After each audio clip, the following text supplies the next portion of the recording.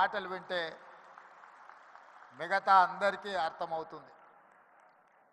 అదేవిధంగా సత్యవాణి గారు ఒక మాట అన్నారు.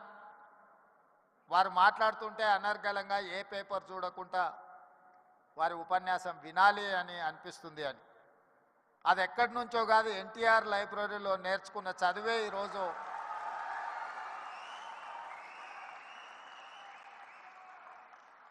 ఎన్టీఆర్ లైబ్రరీలో మేము చదువుకున్న చదువు ఇవాళ జీవితంలో ఉన్నత స్థానాలకు రావడానికి ఉపయోగపడ్డదని నేను గట్టిగా అందరి ముందు చెప్పడానికి ఏమాత్రం జంకను.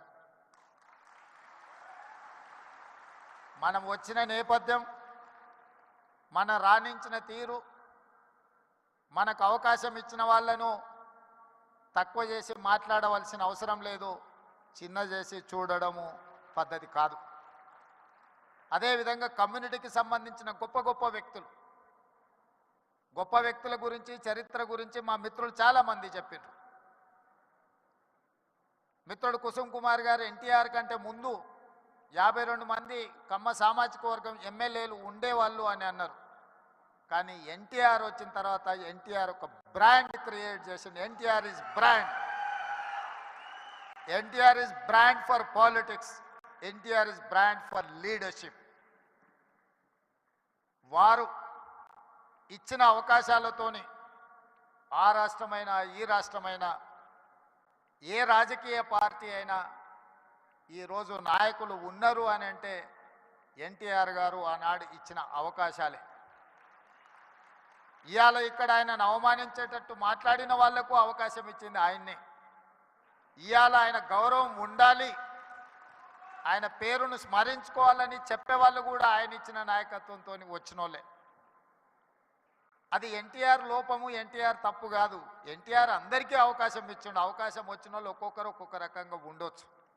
అది వాళ్ళ యొక్క విజ్ఞత. అదేవిధంగా ఎన్జి రంగా,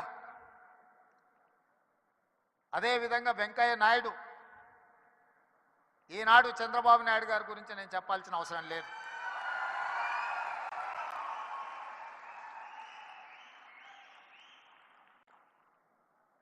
ఈ దేశంలో కాంగ్రెస్ పార్టీకి ఎదురే లేదు. బలమైన నాయకురాలుగా శ్రీమతి ఇందిరాగాంధీ గారిని ఎదుర్కొనే వాళ్ళే లేరు. అంత బలమైన నాయకత్వాన్ని అందిస్తున్నప్పుడు ఎన్టీ రామారావు గారు ప్రవేశపెట్టిన సంకీర్ణ రాజకీయాలే ఇవాళ దేశాన్ని ఏలుతున్న వాళ్లకు అవకాశాలు ఇచ్చినాయన్న సంగతి మరవకూడదు. రామ్మోహన్ రావు గారికి గుర్తుండి ఉండాలి.